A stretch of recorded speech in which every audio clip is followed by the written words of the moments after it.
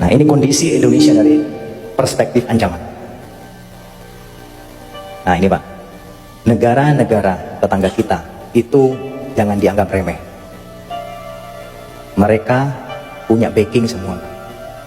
Indonesia dari dulu kita menamakan diri sebagai negara non-blok, tidak memihak kanan kiri. Jadi kita kalau diserang oleh negara lain, kalau kita gak kuat, tinggal nama. Tapi negara tetangga kita seperti Selandia Baru, Australia, Singapura, Malaysia, Inggris, ini membentuk yang namanya FPDA, Five Power Defense Agreement.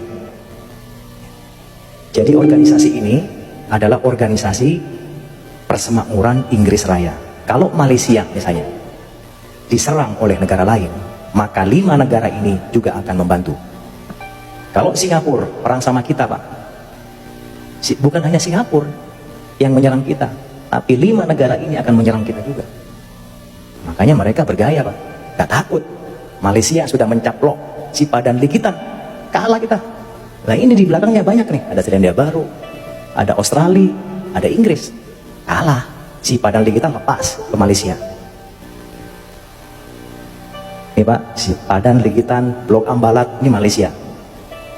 Singapura yang negaranya kecil, ya sebesar kota Malang, dia berani-beraninya Pak melaksanakan reklamasi pantai ke arah kita. Berani-beraninya dia tidak setuju menolak nama KRI Usman Harun. Apa hubungannya? Kok berani negara kecil? Ya berani karena ini Pak di belakangnya. Indonesia takut. Tapi kemarin Indonesia sempat tegas, oh nggak peduli. Bagi saya Usman Harun itu adalah pahlawan. Bagi Anda mungkin ya silakan. Pemberontak kami gak ada urusan. Tapi bagi kami Usman Harun adalah pahlawan. Nah itu hebat. Berani kita. Kayaknya tetap mereka tidak ungkit-ungkit lagi. Nah ini Pak, ini salah satu bukti negara kecil kok berani gitu ke Indonesia. Kurang ajar ya. Ngelambak dia. Lawan Malang aja memang gak berani. Lawan Indonesia ya, kurang ajar. Australia, nah, menyadap pejabat tinggi kita, disadap. SBY, bayangkan. Ini negara tetangga kita, jangan dianggap remeh, ini bisa berbahaya bagi kita. Ini skenario Pak. Bayangkan, ini sudah mulai disetting, diskenariokan. Tiongkok nanti akan mendapat bagian Kalimantan. FPDA, Australia semua tadi itu, Inggris, Malaysia, Pulau Sumatera dan NTT. Pulau apa ini Pak? Sulawesi itu nanti ISIS Pak. Kemudian ini yang paling kaya raya ini punyanya Amerika Pak. Ini bayangkan Pak, kita sudah dibagi-bagi seperti itu. Makanya Panglima TNI Pak paling getol sekali beliau menyampaikan masalah wawasan kebangsaan.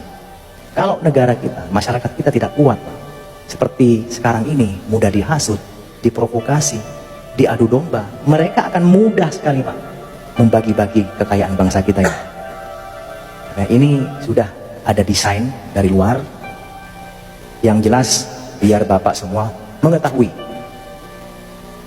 Ini mungkin orang nggak percaya, ya silakan nggak percaya nggak apa-apa.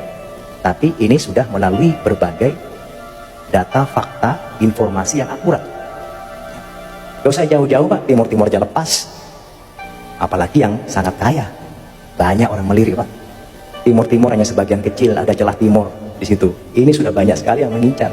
Apalagi Papua. Papua itu kita keruk aja Pak, sudah ada emasnya. Sekarang ada nambah lagi, ada uraniumnya. Siapa yang nggak tergiur? Emasnya gak habis-habis Pak, Freeport itu. Semua emas yang mensuplai Amerika, yang mensuplai Eropa, itu kebanyakan dari Freeport. Ini Amerika nih, oke janjian dia. Oke Tiongkok ini kita bagi-bagi. Biar kita gak tukaran, saya Papua lah. Anda ya udahlah Kalimantan aja, lumayan tuh banyak ininya. Banyak ladangnya, banyak kebunnya. Kemudian FPDA, ya wis. Nah, Jawa nih belum nih. Nah, Jawa karena masih kuat soalnya. Jawa masih belum berani dia, tapi sudah ada Pak. Mungkin Jawa nanti jadi negara sendiri mungkin. Mereka diambil oleh Amerika. Karena kan Jawa ya mungkin negara Jawa nanti. Tapi kita Pak, kita harus berdoa semua agar supaya ini tidak terjadi. Nah gimana caranya Pak? Kalau kita antisipasi, kita tinggal nunggu bom waktu aja Pak. Ya. The end, habis, sudah tinggal nama seperti Sriwijaya dan Majapahit. Saya tanya Pak di sini, apakah Bapak menjamin 10-20 tahun ke depan Indonesia masih utuh? Menjamin nggak? Nggak ada yang menjamin Pak. Apakah NKRI masih utuh? Nggak ada yang menjamin. Uang Timur lepas, sudah bukan NKRI lagi, itu kurang satu udah.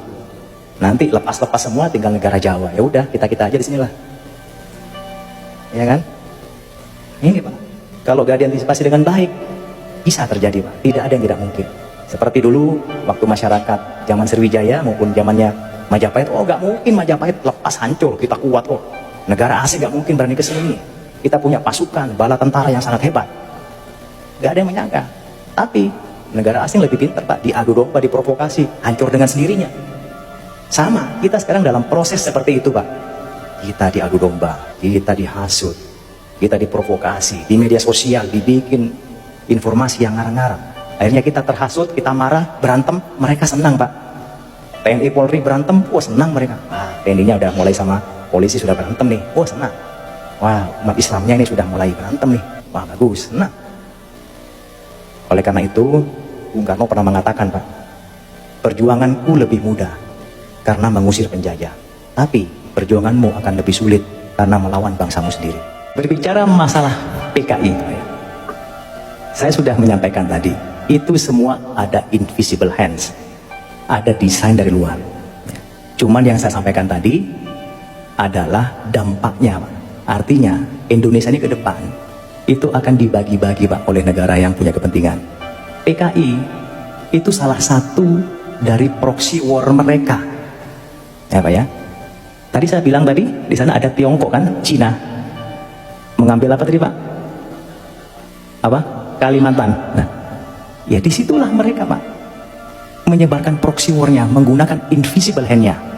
Salah satunya ya PKI tadi.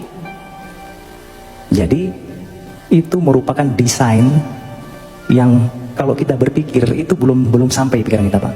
PKI itu sengaja memang sekarang digambirkan lagi. Tujuannya apa? Yang tadi itu. Tiongkok punya kepentingan kepada bangsa Indonesia. Salah satunya biar kita, bangsa kita semakin carut-marut, dimasukkanlah isu PKI. Dibuatlah PKI akan tumbuh lagi. Memang akan tumbuh betul. Kenapa? Kita tidak boleh memungkiri Pak. Orang-orang yang berjiwa komunis itu sudah masuk ke kalangan kita. Masuk di pemerintahan, di DPRD, ya, bahkan di ulama. Mungkin juga di TNI Polri. Sudah ada Pak. Cuman kita gak usah lah, ini kan saudara kita semua.